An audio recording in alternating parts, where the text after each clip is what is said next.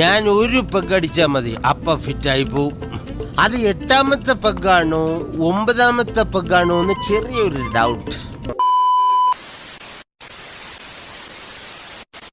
കോൺഗ്രസ് നരേന്ദ്രമോദി എന്താണ് ഉദ്ദേശിക്കുന്നത്, ആ ഉദ്ദേശിക്കുന്ന എയിം അല്ലെങ്കിൽ ആ രാഷ്ട്രീയം കൃത്യമായിട്ട് നടപ്പിലാക്കാൻ ഞങ്ങൾക്ക് സാധിച്ചിട്ടുണ്ട്.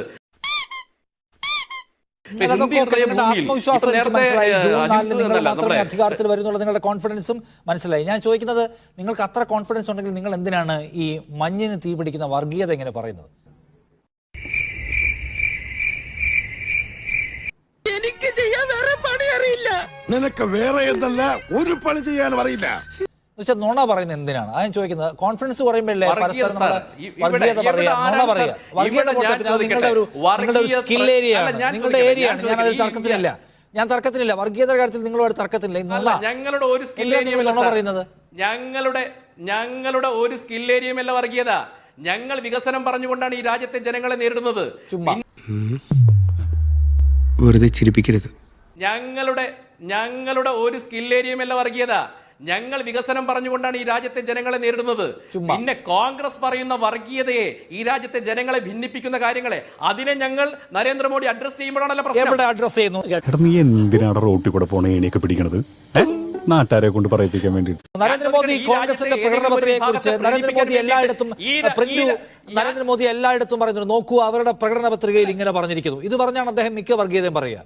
രാജസ്ഥാനിൽ പ്രധാനമന്ത്രി ഇങ്ങനെ പറഞ്ഞു, രാജ്യത്തിന്റെ സമ്പത്തിൽ പ്രഥമ അവകാശം മുസ്ലിങ്ങൾക്കാണ്. മൻമോഹൻ സിംഗ് അത് പറഞ്ഞിട്ടുണ്ട്. അതിന്റെ അർത്ഥം അവർ സമ്പത്ത് പിടിച്ചെടുക്കും, കൂടുതൽ കുട്ടികളുള്ളവർക്ക് വിതരണം ചെയ്യും, നിങ്ങളുടെ സമ്പത്ത് നുഴഞ്ഞുകയറ്റക്കാരിലേക്ക് പോകും. അങ്ങനെ അവരുടെ കയ്യിലേക്ക് സമ്പത്ത് പോകാൻ നിങ്ങൾ ആഗ്രഹിക്കുന്നുണ്ടോ? മോദി ചോദിക്കുകയാണ്.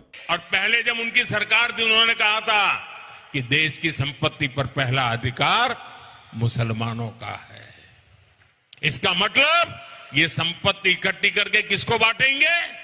जिनके ज्यादा बच्चे हैं उनको बांटेंगे, घुसपैठियों को बांटेंगे। क्या आपकी मेहनत की कमाई का पैसा घुसपैठियों को दिया जाएगा? आपको मंजूर है? ये कांग्रेस का मैनिफेस्टो कह रहा है. ഈ പറഞ്ഞത് മുഴുവൻ നുണയാണ്.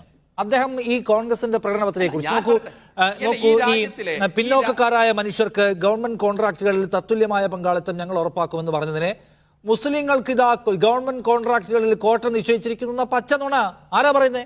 മോദി പറയാണ്.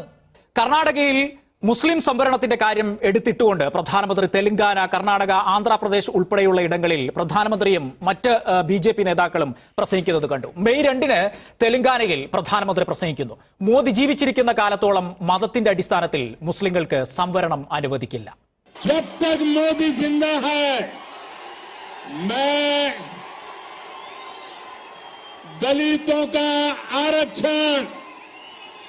आदिवासियों का आरक्षण, ओबीसी का आरक्षण, मुसलमानों को धर्म के आधार पर नहीं देने दूंगा. സാമ്പത്തിക അസമത്വം ഞങ്ങൾ ഇല്ലാതാക്കും എന്ന് വെച്ചാൽ അംബാനി അദാനി മാത്രമായിട്ട് കാശുണ്ടാക്കുന്ന ഏർപ്പാട് നിർത്തും, എല്ലാവരുടെയും കയ്യിൽ പൈസ ഉണ്ടാവും എന്ന് പറഞ്ഞതിനെ നിങ്ങളുടെ താലിമാല ഇതാ പറിച്ചെടുത്ത് അപ്പുറത്ത് കൊടുക്കാൻ പോകുന്നു. നുണയാണ്. പ്രധാനമന്ത്രി ഇങ്ങനെ പറയുന്നു, കോൺഗ്രസും ഇന്ത്യ മുന്നണിയും വന്നാൽ അവരുടെ കണ്ണ് നിങ്ങളുടെ സമ്പത്തിലായിരിക്കും, നമ്മുടെ അമ്മ പെങ്ങന്മാരുടെ കെട്ടുതാലി വരെ അവർ കൊള്ളയടിക്കും. कांग्रेस पार्टी और इंडिया अलायंस भारत में लागू करना चाहती है. आपकी मेहनत की कमाई, आपकी संपत्ति पर कांग्रेस अपना पंजा मारना चाहती है. आपका स्त्री धन लूटना चाहती है. माताओं बहनों का मंगलसूत्र अब सलामत नहीं रहेगा, ये कांग्रेस ने कहा है. ഞാനൊരു 10 ഉദാഹരണം താങ്കൾക്ക് പറഞ്ഞുതരാം. കോൺഗ്രസിന്റെ പ്രകടന പത്രികയിൽ പറയുന്നു എന്ന പേരിൽ ആരാധ്യനായ പ്രധാനമന്ത്രി പറഞ്ഞ നുണ 10 എണ്ണം ഞാൻ പറഞ്ഞുതരാം. പ്രധാനമന്ത്രി പറയുന്നു, കോൺഗ്രസ് അധികാരത്തിൽ വന്നാൽ ആർട്ടിക്കിൾ 370 ജമ്മു കാശ്മീരിൽ പുനഃസ്ഥാപിക്കും. അവിടെ തീരുന്നില്ല. വളരെ സെൻസിറ്റീവായ, രാജ്യം ചർച്ച ചെയ്തിട്ടുള്ള വിശ്വാസത്തിന്റെ വിഷയം കൂടിയായ രാമക്ഷേത്രവുമായി ബന്ധപ്പെട്ടും മോദിയിൽ നിന്ന് ഇന്നലെ ചിലത് കേട്ടു. രാമക്ഷേത്രത്തിന് ബാബരി താഴിടും കോൺഗ്രസ്, അതൊഴിവാക്കാൻ മോദിക്ക് 400 സീറ്റ് തരൂ. പ്രധാനമന്ത്രിയുടെ വാക്കുകൾ. मोदी को 400 सीटें चाहिए, ताकि कांग्रेस कश्मीर में धारा 370 को फिर से वापस ला करके चिपका न दे, खेल बिगाड़ न दे। मोदी को 400 सीटें चाहिए ताकि कांग्रेस अयोध्या में राम मंदिर पर बाबरी ताला ना लगा दे। ഇങ്ങനെ എന്തിനാണ് സാർ ഈ ചീഞ്ഞ വർഗീയത പറയുന്നത്? നിങ്ങൾക്ക് ഇത്ര കോൺഫിഡൻസ് ഉണ്ടെങ്കിൽ എന്റെ ചോദ്യം. പറഞ്ഞില്ല സാർ, ഒരു വർഗീയതയും ഞങ്ങൾ പറയും. ഇവിടെ വർഗീയത പറഞ്ഞുകൊണ്ട് ഈ രാജ്യത്തെ ജനങ്ങളെ തമ്മിലടിപ്പിക്കാൻ നോക്കിയതാരാണ്? നീ ഇങ്ങനെയൊക്കെ സംസാരിക്കുന്നത് തന്നെയാണ് ഏറ്റവും വലിയ കോമഡി. സാർ, ഒരു വർഗീയതയും ഞങ്ങൾ പറയും. ഇവിടെ വർഗീയത പറഞ്ഞുകൊണ്ട് ഈ രാജ്യത്തെ ജനങ്ങളെ തമ്മിലടിപ്പിക്കാൻ നോക്കിയതാരാണ്? അയോധ്യ ക്ഷേത്രത്തിന്റെ പേരിൽ, പേരിൽ കോൺഗ്രസിന്റെ പ്രകടന പത്രികയിൽ മുസ്ലിങ്ങൾക്ക് ഗവൺമെന്റ് കോൺട്രാക്ടുകളിൽ പ്രത്യേക കോട്ട ഉണ്ടാവുമെന്ന് പറഞ്ഞിട്ടുണ്ടോ? അല്ല, ഞാൻ പറയട്ടെ, ഇതല്ലല്ലോ വിഷയം, അതല്ലല്ലോ, അത് മാത്രമല്ലല്ലോ. കോൺഗ്രസിന്റെ പ്രകടന പത്രികയിൽ മുസ്ലിങ്ങൾക്ക് ഗവൺമെന്റ് കോൺട്രാക്ടുകളിൽ പ്രത്യേക കോട്ട ഉണ്ടാവുമെന്ന് പറഞ്ഞിട്ടുണ്ടോ? അല്ല, ഞാൻ പറയട്ടെ, ഇതല്ലല്ലോ വിഷയം, അതല്ലല്ലോ, അത് മാത്രമല്ലല്ലോ. നിങ്ങൾ ഉണ്ടാക്കിയ വിഷയം പറഞ്ഞിട്ടുണ്ടോ? പ്രധാനമന്ത്രി പറഞ്ഞ കാര്യത്തെക്കുറിച്ച് ഞാൻ പ്രിന്റിനോട് ചോദിക്കുന്നത്. പ്രിന്റിനോട് ഞാൻ ചോദിക്കുന്നത് പ്രധാനമന്ത്രി പറഞ്ഞ കാര്യത്തെക്കുറിച്ചാ, അല്ല സാർ, പ്രധാനമന്ത്രി പ്രസംഗിച്ച കാര്യത്തെക്കുറിച്ചാ. മംഗളസൂത്രങ്ങൾ എന്താണ്? താലിമാല പിടിച്ചെടുത്ത് അപ്പുറത്തുള്ളവർക്ക് കൊടുക്കും എന്ന് പറയുന്നത് എവിടെയെങ്കിലും കോൺഗ്രസിന്റെ പ്രകടന പത്രികയിലുണ്ടോ? അതിന്റെ ചോദ്യം. അല്ല, കോൺഗ്രസ് അല്ല, എന്താ ഞാൻ പറഞ്ഞത്, നിങ്ങൾ ഒരു മോദി ഒരു പ്രസംഗത്തിനകത്ത് ഒരു ആഖ്യാനം ചമച്ചിട്ട് പറയുന്നതിന് നിങ്ങൾ വർഗീയത പറയുന്നത്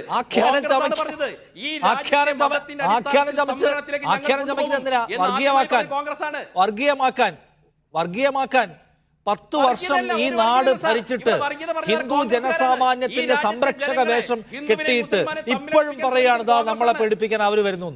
എന്തിനാ ഞാൻ അങ്ങനെയൊന്നുമില്ല. അങ്ങനെ ഒരു ആരും പേടിപ്പിക്കാൻ വരുന്നു എന്നല്ല പറഞ്ഞത്. കോൺഗ്രസ്സുകാർ വന്നു കഴിഞ്ഞാൽ ഈ രാജ്യത്തിന്റെ ഭരണഘടനയെ വെല്ലുവിളിച്ചുകൊണ്ട് മതത്തിന്റെ അടിസ്ഥാനത്തിൽ സംവരണം നടപ്പിലാക്കാൻ പോകുന്നു. അത് ഈ രാജ്യത്തിന് അപകടമാണ്. അത്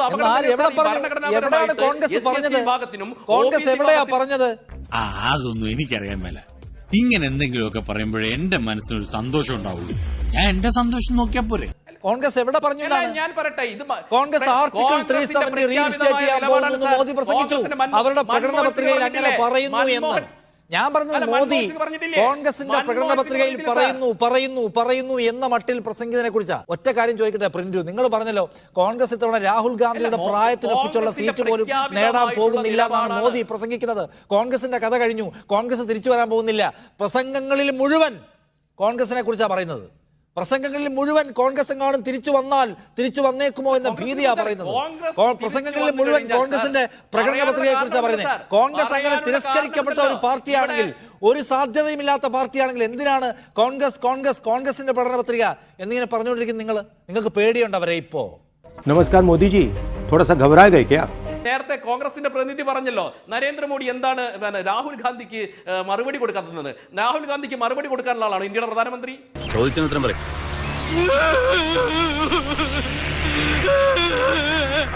അല്ല, ആ നുണയൊന്നും പറഞ്ഞ് രാഹുൽ ഗാന്ധി എടുത്ത് പിടിച്ചു നിൽക്കാൻ പറ്റില്ല. അത് മോണിറ്റർ ചെയ്യാൻ വരെ ആൾക്കാരുണ്ട്.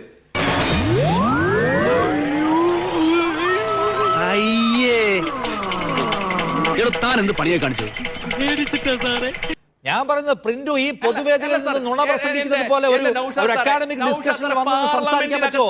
ജഡ്ജിമാരും മാധ്യമപ്രവർത്തകരും ഒക്കെ മോണിറ്റർ ചെയ്യുന്ന ഒരു ഡിസ്കഷനിൽ വന്നിരുന്ന കോൺഗ്രസിന്റെ പ്രകടന പത്രികയിൽ ഞാൻ പറഞ്ഞ ഇതാണ് പ്രിന്റു. കോൺഗ്രസിന്റെ പ്രകടന പത്രികയിൽ പറഞ്ഞിരിക്കുന്നത് നിങ്ങൾ കണ്ടോ എന്ന് പറഞ്ഞു പ്രസംഗിച്ചത് മുഴുവൻ നുണയാണ്.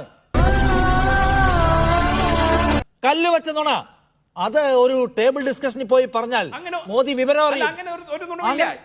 ഞാൻ പറഞ്ഞുതരാം.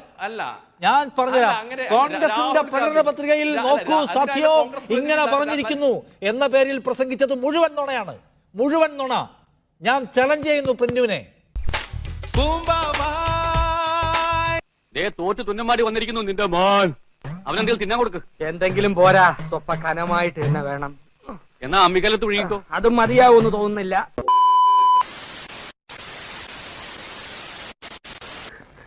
നീ അപ്പൊ അങ്ങനെ ചെയ്തത് നന്നായി.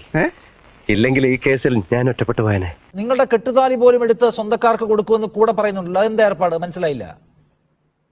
അത് മനസ്സിലാകില്ല. കാരണം എന്താണെന്നറിയോ? വിഭവം, അതായത് രാഹുൽ ഗാന്ധി പറഞ്ഞല്ലോ, വിഭവങ്ങളെല്ലാം തുല്യമായി വീതിക്കും. അങ്ങനെ തുല്യമായി വീതിക്കുമ്പോൾ എല്ലാ വിഭവങ്ങളും എടുക്കും. എല്ലാ വിഭവങ്ങളും എന്ന് പറയുമ്പോൾ അതിനകത്ത് കെട്ടുതാലിയും വരുന്നേ. അതൊരു മൂല്യമുള്ള സാധനം. ഇപ്പം സ്വർണത്തിന് എന്താ വില? വിദ്യാഭ്യാസമുള്ള ഒരുത്തനും നമ്മളെ പാർട്ടിയിലില്ലേ?